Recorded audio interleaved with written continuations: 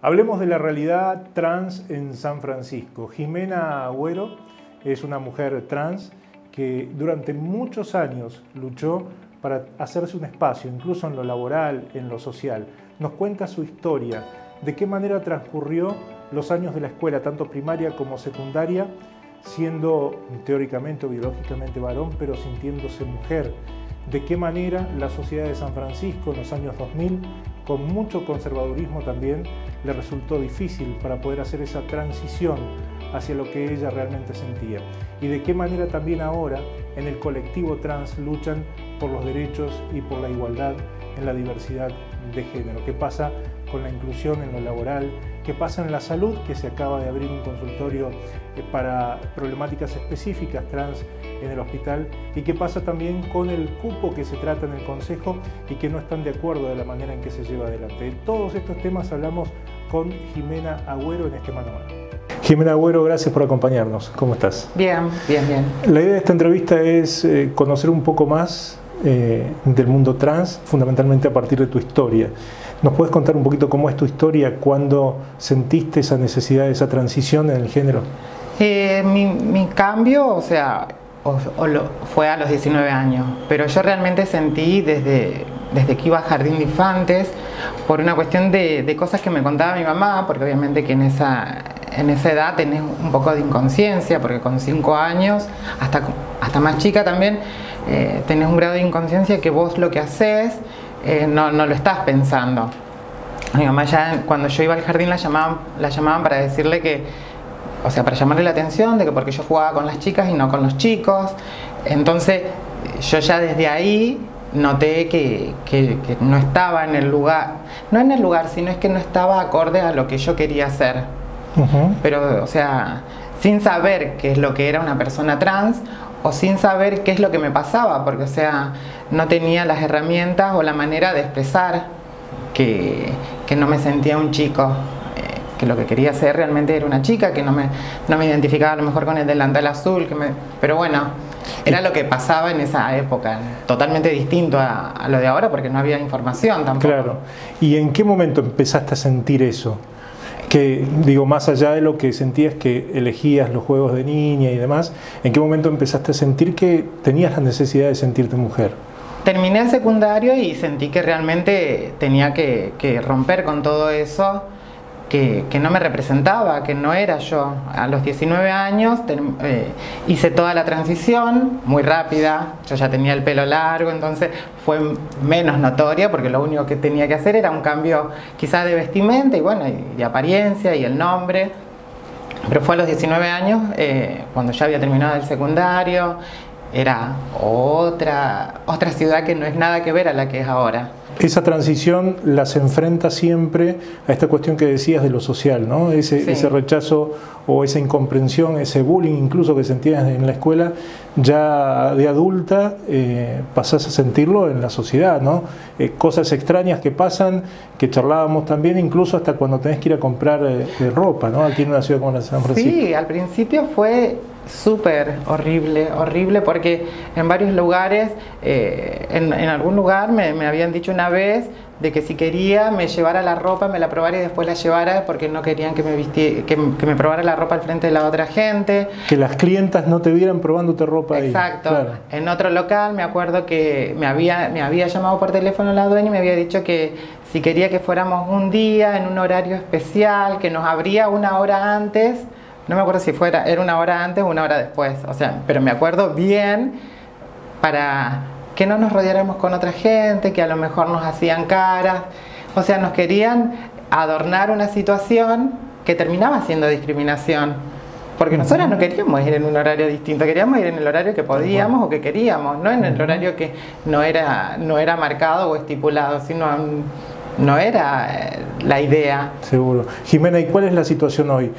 Ha habido un recorrido, de ustedes, Sí. han generado un centro trans que lucha por sus derechos, pero además también de a poco hay como una toma de conciencia y una apertura en la sociedad. ¿La ven ustedes en San Francisco? ¿De qué manera se expresa y qué cuestiones quedan todavía de ese conservadurismo que las rechaza? Sí, nosotras como el Centro Trans tenemos una muy buena aceptación y respuestas muy positivas, porque a lo que siempre vamos es a la inclusión laboral, sobre todo, o sea, es la premisa del grupo. Tenemos una muy buena respuesta. La gente tenía una visión muy distinta a lo que es una chica trans. Quizás la culpa también fue nuestra por no habernos visibilizado mucho tiempo antes. Pero hoy en día las cosas son totalmente distintas.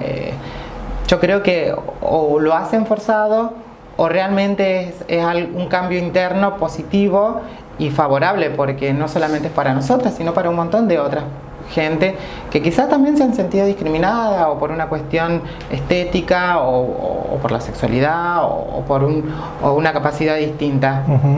Esto, lo que nosotros estamos haciendo es generar conciencia para futuras generaciones, para que no tengan que pasar por lo que pasaron, o sea, compañeras más grandes y por lo que también hemos pasado nosotras. Nosotras sentimos que es muy positivo el cambio. Sabemos que todos los cambios se van a ir dando de a poco, pero estamos muy convencidas de que las cosas se van a cambiar. Vos dijiste que tuviste que ejercer la prostitución. Sí. ¿Cómo pudiste? Sabemos que muchas veces caen en la prostitución por esta cuestión de que les resulta muy difícil conseguir un empleo con su identidad de género. ¿Cómo fue ese salto que diste vos y cuál es tu realidad laboral hoy? Yo hace 6 años que ya no ejerzo más la prostitución, empecé a estudiar, primero fui a un curso particular de corte y confección y después me anoté cuando estuvieron los cursos municipales de diseño de indumentaria industrial, por lo tanto tengo también ese título, y hace 6 años que me dedico completamente a eso, o sea, soy modista y diseñadora. No es fácil, porque te tenés que acostumbrar a vivir en otra realidad, acostumbrarte a otros horarios. Cuando te encontrás, al principio es medio complicado, porque también tenés que encontrarte con otra situación económica que quizás la prostitución es otra la que te da. También después con otras cosas negativas, porque quizás lo positivo sea que te da un buen rédito económico, pero estás expuesta a que te puedan pasar un montón de cosas, tanto no solamente que te pueda agarrar a alguien y golpear, agarrar enfermedades venéreas y demás. Hace 6 años que me dedico completamente a esto, estoy muy contenta, tuve el apoyo de muchísima gente, mi mamá sobre todo, que también ella es modista hace los 14 años, por lo tanto supongo que debe venir ya genético, y tengo una aceptación y muchísima gente me recomienda, no porque yo quiera, o sea, yo no se lo exijo, sino sale de ellos. Es también visibilizar que una persona trans puede hacer otras cosas, no solamente ser un cuerpo expuesto en la calle vendiéndose. ¿Cómo es la realidad del colectivo trans aquí, de las chicas que ustedes tienen relevadas a través del centro en materia laboral? Hay muchas chicas que están prostituyéndose, que no encuentran un lugar de trabajo. El 80% se prostituye. ¿De qué cantidad estamos hablando, Jimena? Somos aquí? más o menos en San Francisco entre 30 y 40 personas trans, entre mujeres y hombres trans. La realidad para un hombre trans es totalmente distinta a la de la mujer trans. Convengamos que, supongo que también debe ser por una cuestión machista, el hombre trans es más admitido para trabajar, porque puede trabajar o sea, de albañil o de mecánico o de otras cosas. La mujer trans ya está estigmatizada de que solamente sirve o tiene que estar expuesta en la calle para prostitución. Somos entre 30 y 40 personas trans, y el 80% de las mujeres trans de San Francisco ejercen la prostitución. Claro. La lucha de ustedes es justamente por una inclusión laboral, entre otras cosas, ¿no? Sí. Y el Consejo acaba de ingresar una iniciativa para incluir personas trans, mujeres trans, en el ámbito municipal. ¿Cómo lo ven ustedes a eso? Mal. Primero porque el proyecto se ha presentado sin ni siquiera habernos consultado o saber cuál es la realidad de una persona trans, porque o sea, para saber cuál es la realidad de una persona trans tenés que realmente o ser trans o haberte rodeado con alguien, o realmente él tendría que, o sea, el proyecto que presentaron, Mejor San Francisco, tendrían que haberse reunido con nosotras antes de presentarlo. ¿No tuvieron contacto con ustedes para la elaboración del proyecto? No, después de que lo hayan presentado, sí. Claro. Tuvimos reunión porque nosotras nos presentamos antes de las elecciones, antes de marzo, creo que fue entre enero y febrero que nos presentamos, creo que fue en febrero. Nos presentamos con el bloque y fuimos recibidas, muy atentos, muy positivos, pero ellos ya habían presentado el proyecto. Cuando nosotras fuimos, ellos presentaron un cupo y nosotras queremos inclusión, porque el cupo sigue siendo excluyente y discriminativo, porque solamente pueden ingresar 2 personas anualmente. Como te dije, somos entre 30 y 40 personas, y todas las otras, hay compañeras que entre 50 y 55 todavía ejercen la prostitución con esa edad. O sea, ¿en qué momento van a ingresar a trabajar? ¿Y ustedes cómo creen que debería encararse la cuestión? Primero, tendrán que haberse reunido con nosotras y preguntar qué es lo que nosotras pensábamos, o unificar tanto lo que nosotras pensábamos presentar y lo que ellos pensaban presentar, y ver qué es lo que podíamos armar entre los 2 grupos. Y que realmente la inclusión sea real, no que sea 2 personas anuales, porque todo el otro resto que venimos en la lucha ya hace rato, porque quizás, o sea, el Centro Trans cumplió 1 año recién, pero la lucha viene de hace un montón, porque como yo te dije, yo hace 6 años, cuando yo hice toda la transición también intenté buscar trabajo y era imposible, porque sí me recibían el currículum, pero a la hora después de que realmente te llamaran o hacerte la entrevista, no pasaba. Indudablemente hay mucho por hacer también en el ámbito privado, ¿no? ¿Ustedes creen que el ámbito público puede generar una inercia que les permita incluirse también en el ámbito privado? Nosotras, el proyecto que presentábamos, o sea, que lo pensábamos presentar este próximo año, trata de que el gobierno que está actual genere políticas públicas y que a la vez ejemplifiquen a nivel privado con empresas y que nos contraten. Obviamente que en el proyecto que nosotras presentábamos había sensibilización sobre las personas trans, perspectiva de género.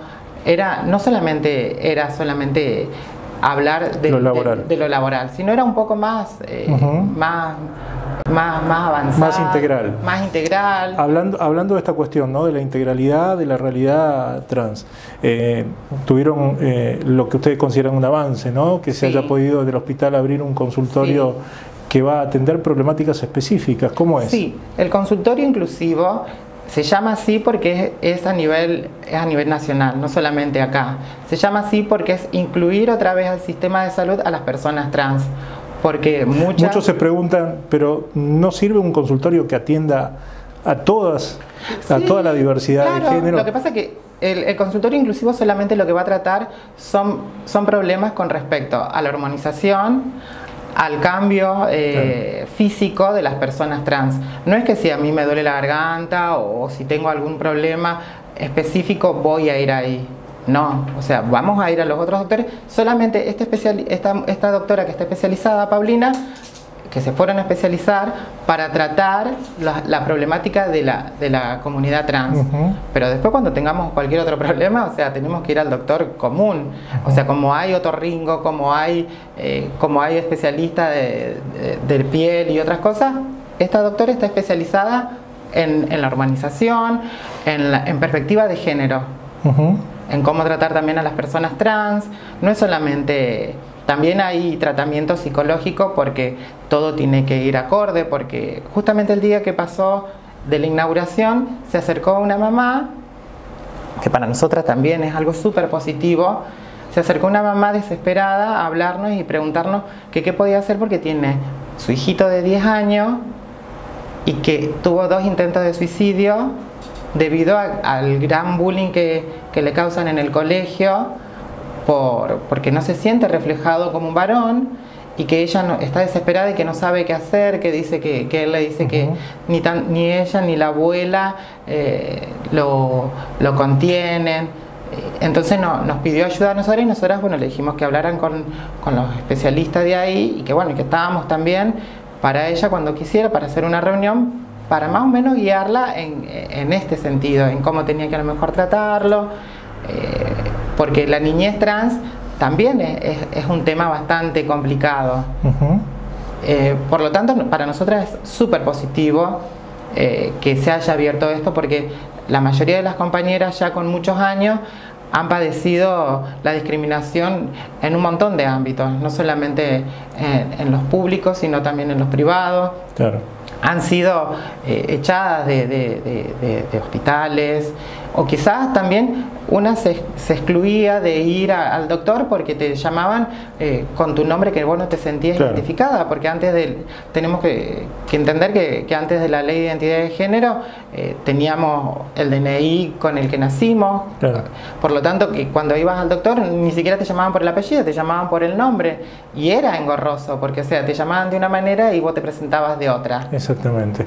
Bien, finalmente, Jimena, ¿cuál es el mensaje que trata de dejar el centro como colectivo trans para la sociedad de San Francisco en este caso? Que queremos ser incluidas a nivel social, ocupar varios espacios, no solamente que tengan que vernos a la noche en la calle prostituyéndonos, que somos personas ante todo y que valemos mucho. Simplemente eso. Muchas gracias. A vos.